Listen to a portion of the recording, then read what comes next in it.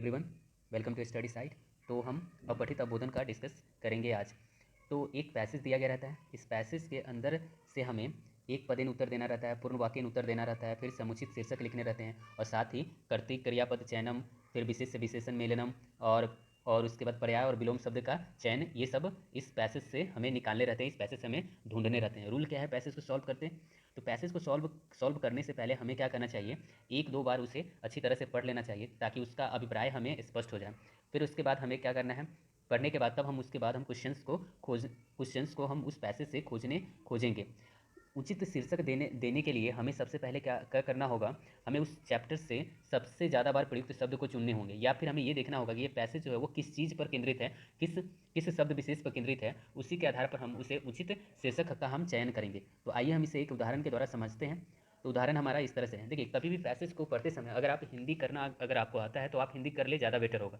अगर हिंदी ना करना आता है तो कोई दिक्कत नहीं है, उसे पैसेज को एक दो बार ध्यान से पढ़ ले, सब क्वेश्चन का आंसर आसान से मिल जाएगा।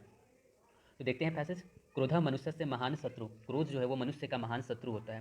क्रोध जन गुरुन अपि निंदति, क्रोध जन जो होता है ना वो गुरु की निंदा करता है, उसे अपभाषण कहता है, मतलब उसे कुछ अप्रिय शब्द भी कह सकता है। ज्येष्ठा नाम हित वचनानी अपि न श्रुणोति, और जो बड़े लोग होते हैं उनकी बात को भी वह नहीं मानता है। तस्याद वयम क्रोधे सावधाना भवेत्, अतः हमें हमें इस तरह के क्रोध से सावधान रहने की जरूरत है। यदि क्रोध आगच्छति, जब कभी क्रोध आए, तदा तस्मीन एव मौन धारणीय, तो हमें क्या होना चाहिए, मौन धारण कर लेना चाहिए। मौनेन मनः शांता भवति, मौन से मतलब मौन से हम क्या होते हैं, मन हमारा शांत हो जाता है। वाणी अपने नियंत्रिता भवति, वाणी हमारा जो बोली होता है वो भी क्या होता है, नियंत्रित होता है। ईदृशे काले किचित पुस्तकम गृहीत्वा पठेम, और ऐसी स्थिति में कोई भी एक पुस्तक लेकर पढ़ना हमें शुरू कर देना चाहिए। कुपात सर्वदा आत्मना रक्षात, कुपात से मतलब हमेशा क्रोध से अपने आत्मा की रक्षा करने की जरूरत है, हमेशा अपने आत्मा की रक्षा करने की जरूरत होती है। तो इस तरह से हम इस पैसेज को पढ़ चुके हैं। अब हम आसानी से इस क्वेश्चंस को ढूंढ पाएंगे। तो एक पदेन उत्तर देना है। इसमें देखिए, पहले क्रोधे आगते किम धारणीयम, क्रोध जब आता है तो हमें क्या धारण करना चाहिए। तो हमने देख लिया कि क्रोध जब आता है तो हमें मौन धारण करना चाहिए। तो क्या लिखेंगे, आंसर हमारा हो जाएगा, आंसर हो जाएगा मौनम। दूसरा क्या है, क्रुद्ध जन के साम हित वचनानी न श्रुतंति, किसके हित वचन को नहीं सुनता है। तो यहाँ पर लिखा हुआ है ज्येष्ठा नाम हित वचनानी अपि न श्रुणोति, तो सीधे क्या लिखेंगे, हमारा आंसर क्या हो जाएगा, हमारा आंसर होगा ज्येष्ठा नाम। फिर उसके बाद तो देखिए, अगर जिसको ये सब जैसे ना हिंदी करने नहीं आ रहा है वो भी आसानी से चुन सकता है इसे। जैसे यहाँ पर लिखा है क्रोधे आगते किम धारणीयम, तो यहाँ पर देखिए यहाँ पर धारणीयम लिखा हुआ है, तो क्या धारणीयम, तो मौनम। यहाँ हित वचनानी अपि च श्रुणोति लिखा हुआ है, तो ज्येष्ठा नाम। तो इस तरह से भी हम ढूंढ सकते हैं। फिर उसके बाद है हमारा ये तीसरा है कि दृशा जना गुरुम अपनी निंदती, किस तरह के लोग जो होते हैं ना वो क्या होते हैं, वो गुरु की भी निंदा करते हैं। तो हम यहाँ पर देख चुके हैं क्रुद्ध जन, तो क्या होता है क्रुद्ध जन, तो आंसर क्या हो जाएगा हमारा क्रुद्ध जन। फिर इसके बाद है वयम कदा सावधाना भवेम, हमें कब सावधान होने चाहिए। तो जब हमें क्या हो जाए, जब हमें देखो तस्माद वयम क्रोधे सावधाना भवेम, हमें क्या होना चाहिए, क्रोध की स्थिति में सावधान रहना चाहिए। तो क्या हो जाएगा क्रोधे। फिर है पूर्ण वाक्यन उत्तर देना है। पहला है मनुष्य से महान शत्रु का, तो यहाँ देखिए मनुष्य से महान शत्रु का, हम ऊपर ही देख चुके हैं कि यहाँ पर पहला ही सेंटेंस है क्रोध मनुष्य से महान शत्रु, तो यहाँ तक हम पूरा इसको लिख देंगे, तो पूर्ण वाक्यन हमारा पूरा हो गया। फिर उसके बाद है मौनेन वाणी कीदृशी भवति, मौन से वाणी किस तरह का हो जाता है। तो मौनेन वाणी कीदृशी भवति, तो यहाँ पर है ना, यहाँ मौन से हमारा वाणी किस तरह का हो जाता है, तो वाणी हमारा नियंत्रित हो जाता है। वाणी अपनी नियंत्रिता भवति, तो यहाँ लिखेंगे क्या लिखेंगे, मौनेन वाणी, यहाँ लिखेंगे क्या है क्वेश्चन में ये मौनेन, तो मौनेन वाणी और की दृश्य के जगह पर हम क्या लिखेंगे, तो की दृश्य के जगह पर हम लिख देंगे यहाँ पर नियंत्रिता भवति। अब हम आगे आते हैं प्रदत्त विकल्पेभ्य उचित उत्तरम निश्चितवा लिखत। यहाँ देखो क्रोध इति कस्य पद विशेषणम, क्रोध क्रोध इति कस्य पदस्य विशेषणम, क्रोध जो है ना वो किस पद का विशेषण है। तो यहाँ पर ध्यान से देखिए, यहाँ पर लिखा हुआ है क्रोध जन, तो जन का क्या है, ये विशेषण है, तो जन पर हम टिक कर लेंगे, यहाँ पर जन पर हम टिक करेंगे। तो इसके बाद देखते हैं इसके आगे के क्वेश्चन। भवेन इति क्रियापद से किम कर्तिपदम गद्यांश से प्रयुक्तम, भवेन क्रियापद का ना कौन से कर्तिपद इस गद्यांश में प्रयुक्त किया गया। तो भवेन जो है ना ये तो पहले ही पता चल रहा है ना कि बहुवचन रूप है, लेकिन फिर भी हम इसे क्या करते हैं, हम पैसे से इसे ढूंढेंगे। तो देखिए पैसे से भवेम वाले को हम ढूंढेंगे। तो यहाँ पैसेज में भवेम को देखते हैं कहाँ दिया हुआ है, यहाँ पर भवेम शब्द दिया गया है। तो देखिए इससे क्या है, तस्माद वयम, क्या है वयम क्रोधे सावधाना भवेम, तो क्या हो जाएगा वयम हो जाएगा, इसका क्या हो जाएगा वयम। फिर उसके बाद है सर्वस्मीन काले इतरते किम अव्यय पद गधान से प्रयुक्त, सर्वस्मीन काले का मतलब क्या था, हमेशा। तो हमेशा के लिए यहाँ पर एक शब्द यूज किया गया है जो कि है यहाँ सर्वदा, तो क्या हो जाएगा इसका, इसका हो जाएगा सर्वदा। तो यहाँ पर हो जाएगा सर्वदा। असावधानः इति पदस्य किं विलोम, असावधान के विलोम पद पद क्या होता है, सावधान होता है। अयम अस्य अनुच्छेदः कृते समुचित शीर्षक, संस्कृत भाषा में लिखना है, इसका समुचित शीर्षक क्या होगा। तो हम यहाँ पर देख रहे हैं कि पूरा का पूरा ये पूरा का पूरा जो पैसेज है वो क्या है, क्रोध पर आधारित है। तो यहाँ पर इसके शीर्षक क्या हो सकते हैं, तो शीर्षक इसके सीधा अगर हम क्रोध भी लिख देते हैं तो भी शीर्षक होगा, या क्रोध ऐसे लिखे, क्रोध मनुष्यस्य शत्रु, क्रोध मनुष्यस्य शत्रु, ये इसका सबसे उचित शीर्षक होगा। तो इस तरह से हमने देखा एक पैसेज में कि किस तरह से हम पैसेज को आसानी से सॉल्व करेंगे और उसके जरिए क्वेश्चन को भी बना पाते हैं। दूसरा पैसेज हम देखते हैं यहाँ, आदर्श रामचरित्रस्य लेखकः वाल्मीकि जनमानस्य हृदय प्रतिष्ठितः। तो आदर्श रामचरित्र के लेखक कौन है, वाल्मीकि जी। जनमानस में मतलब साधारण लोगों, ये हम कह सकते हैं लोगों के अंदर हृदय में वो बसते हैं। एकदा तमसा तीरे भ्रमतः सह निषादेन विंध्यमान मेकम क्रोंच पक्षिन म पश्यत। एक बार वो तमसा के किनारे किनारे भ्रमण करते समय उन्हें एक निषादेन मतलब पीड़ित, मतलब जो किसी चीज़ के चोट पीड़ित, विंध्य मान मेकम क्रोंच पक्षिनम, मतलब एक ना घायल क्रोंच पक्षी को वहाँ पर देखते हैं। करुणाभिभूतस्य तस्य मुखात अनुष्ठुम छंदस्य श्लोक निसृत, करुणा से बसीभूत होकर उनके मुख से अनुष्ठुम छंद का एक श्लोक निकल आता है। तदा ब्रह्मणस्य आदेशेन सह अस्मिन् छंदसि रामायण महाकाव्य अलिखत। वहीं तब वे ब्राह्मण के आदेश से उस छंद को रामायण महाकाव्य में उन्होंने लिखा है।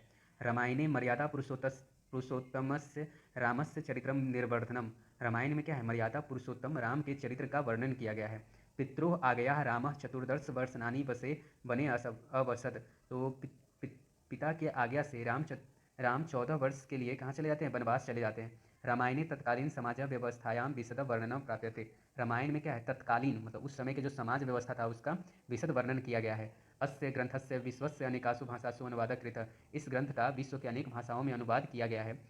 अस्य कथानकमाश्रित्य संस्कृतस्य अनेके कवयः ग्रंथान् अरचयत्। तो इस कथानकमाश्रित, इस कथा का अनेक संस्कृत के अनेक कवियों ने भी ग्रंथों में लिखा है। अस्य ग्रंथस्य पाठम जनाः प्रतिदिनं कुर्वन्ति, इस ग्रंथ का पाठ लोग क्या होते हैं, प्रतिदिन करते हैं। रामायणे सप्तकांडानि चतुर्विंशतिसहस्र श्लोकाश्च अस्ति, रामायण रामायण में 7 कांड है और साथ ही 2400 से 2400 से ज़्यादा श्लोक इसमें हैं। तो इस तरह से हमने क्या किया, इस पूरे पैसेज को एक बार पढ़ लिया और पढ़ने के बाद अब हम क्वेश्चन का आंसर देंगे।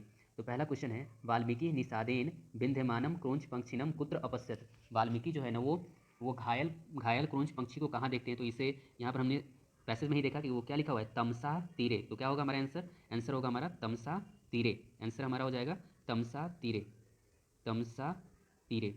फिर उसके बाद है, कस्मिन छंदसी रामायणम लिखितम, किस छंद में रामायण को लिखा गया है, तो यहाँ भी ये दिया हुआ था अनुष्ठुप, क्या है, अनुष्ठुप छंदसी, तो वहाँ पर लिख देंगे अनुष्ठुप। पूर्ण वाक्य ने उत्तर देना है, रामायणे कति कांडानी कति श्लोकानि सन्ति, ये तो लास्ट में दिया गया था यहाँ पर कि रामायणे सप्त कांडानी चतुर्विंशतिसहस्र श्लोकाश्च सन्ति, तो वो हम लिख देंगे वहाँ पर। फिर है, रामायणे कस्य विशद वर्णनम प्राप्यते, रामायण में किस चीज़ का विशद वर्णन किया गया है, यहाँ लिखा हुआ है रामायणे तत्कालीन समाजस्य व्यवस्थायाः विशदम वर्णनम प्राप्यते। फिर उसके बाद है, तो इस तरह से हमारा ये कंप्लीट होता है। फिर निर्देशानुसार हमें प्रश्न का आंसर देना है, संस्कृतस्य अनेके कवयः ग्रंथान् अरचयन् इति क्रियापदस्य कर्तृपद कौन, इसके कर्तृपद कौन है, ध्यान रखिए, संस्कृत अनेके कव्य, क्या है, संस्कृत के अनेक कवि ही ग्रंथ की रचना करते हैं, तो क्या हो जाएगा, कव्य हमारा हो जाएगा, इसका सही आंसर हो जाएगा जो कि कर्ता पद है।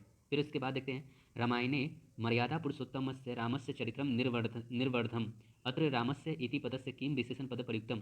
तो देखिए राम यहाँ पर है, तो राम के लिए कौन सा विशेषण पद युक्त किया है, तो विशेषण हमेशा क्या होता है, विशेष से पहले आता है, तो विशेष से पहले ये शब्द है, तो क्या होगा, मर्यादा पुरुषोत्तम से, ये वाला सही हो जाएगा हमारा। फिर उसके बाद आते हैं, निषादेन इति पदस्य पर्याय पदम क्या, तो बताया था कि निषाद का मतलब क्या होता है, जो जो क्या हो जाए ना, चोटिल हो, जो चोटिल के लिए हमें यहाँ पर क्या यूज है, व्याधेन।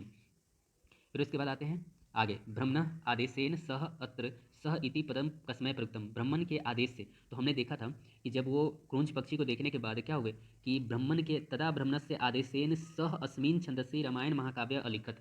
तो ये कौन है, ये सह कौन है, तो रामायण को लिखने वाले कौन थे, वाल्मीकि जी। तो किसके लिए यूज किया गया, तो वाल्मीकि के लिए यहाँ पर उसे यूज किया गया, तो क्या हो जाएगा वहाँ पर हमारा वाल्मीकि हो जाएगा। अब हम आते हैं आगे, अस्य अनुच्छेद से समुचित शीर्षकम लिखत, इसका समुचित शीर्षक क्या है? तो यहाँ पर देख रहे हैं कि ये वाल्मीकि द्वारा रामायण लिखा गया उसका है। तो यहाँ पर लिखा है रामायणस्य प्रणेता वाल्मीकि, ये भी आंसर हो सकता है, या वाल्मीकि रामायण भी लिख सकते हैं, वाल्मीकि रामायण भी लिखा जा सकता है, या फिर हम सीधे अगर रामायण भी लिखते हैं तो भी चलेगा, या तो इतने इतने ऑप्शंस हो सकते हैं, या तो हम ये लिखें या फिर ये लिखें या ये लिखें।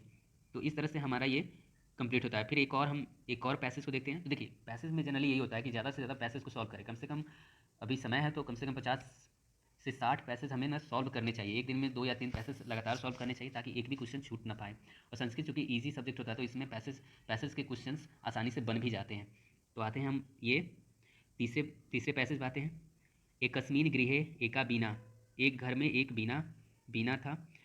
यदा कदा यह कोऽपि तत्र गच्छति स बीना वादयति स्म, जब कभी कोई वहाँ जाता तो वह उस बीना को बजाता। परंतु बीना शब्द सम्यक न स्फुरतः, लेकिन बीना का जो शब्द था ना वो मतलब सम्यक नहीं था, मतलब वो स्थिति के अनुसार सही नहीं था, या यूँ कहे कि उसका शब्द जो था वो कर्कश था। तस्या शब्दम श्रुत्वा सर्वे कर्णपीड़ाम अनुभवन्ति स्म, उसके शब्द को, बीना के शब्द को सुनकर सभी को क्या होता है, कर्ण पीड़ा होने लगता है, मतलब उसके कान को सही नहीं लगता था उसके शब्द, मतलब क्या होता था कि उसका शब्द बहुत कर्कश होता था, जिससे सुनने में अच्छा नहीं लगता था। कदाचित क्रोधेन गृह मुख्य ताम बीनाम बहिर्निष्कास्य स्थापितवान, तो एक बार क्या होता है ना, क्रोध में आकर जो गृह मुख्य होता है, जो घर का मुखिया होता है, वो उस बीना को बाहर फेंक देता है। एक भिक्षुका ताम बीनाम प्राप्य गृहस्य वर्णंदे उपविश्य ताम बीनाम बाधितवान, तो एक भिक्षुक जो था, एक भिखारी उससे भिखारी नहीं, एक भिक्षुक जो था वह उस बीना को अपने घर के वारांडा में बैठकर क्या करता है, बजाता है। बीनायाः मनोहर शब्देन जना तत्र एकत्रिता भवन, उस बीना के मधुर शब्द, जो कि यहाँ पर क्या था, वो बीना का कर्कश शब्द था, लेकिन जब उसे एक भिक्षुक ले जाता है तो उसके द्वारा बजाए गए बीना के मधुर शब्द से वहाँ पर सभी लोग एकत्रित हो जाते हैं। परिवार सदस्याः अपि चकिता अभवत्, जो परिवार के सदस्य थे जिनके यहाँ वो बीना था, वो भी बहुत ज़्यादा आश्चर्यचकित हो जाते हैं।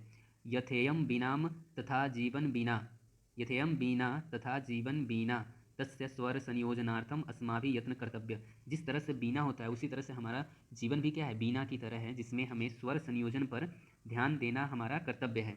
फिर उसके बाद है सत्य कर्म साधनम बिना, सत्य कर्म जो है ना वो साधन के बिना, राग द्वेष परिहारम बिना, कौशल शिक्षणम बिना च जीवन बिना स्वर सर्वेशम आकर्षणे समर्थे न स्यात्, तो सत्य कर्म जो है ना वो साधन के बिना, राग द्वेष परिहार के बिना, कौशल शिक्षण जो होता है ना, शिक्षा जो होता है कौशल के बिना, और जीवन जो है ना, जीवन बिना जो है ना वो स्वर के बिना क्या है, आकर्षण नहीं दे सकता है।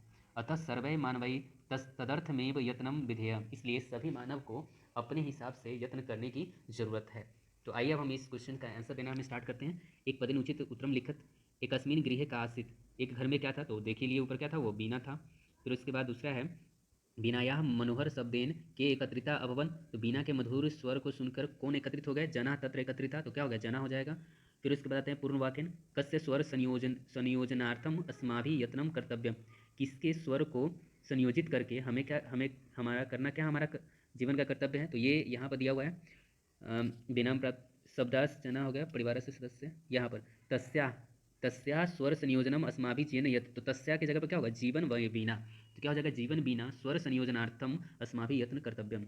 फिर उसके बाद है भिक्षुक कुत्र उपविश्य बीना वादितवाना, तो भिक्षुक कहाँ पर, तो भिक्षुक जो है वो अपने घर पर, भिक्षुक वरंडे गृहस्य वरंडे उपविश्य ताम बीनाम बाधितवान, तो यहाँ पर हम सीधे यहाँ पर क्या लिखेंगे, यहाँ पर हम भिक्षुक जोड़ देंगे, तो क्या हो जाएगा, भिक्षुक जोड़ेंगे तो क्या हो जाएगा, भिक्षुक गृहस्य वरंडे उपविश्य वीनाम बाधितवान।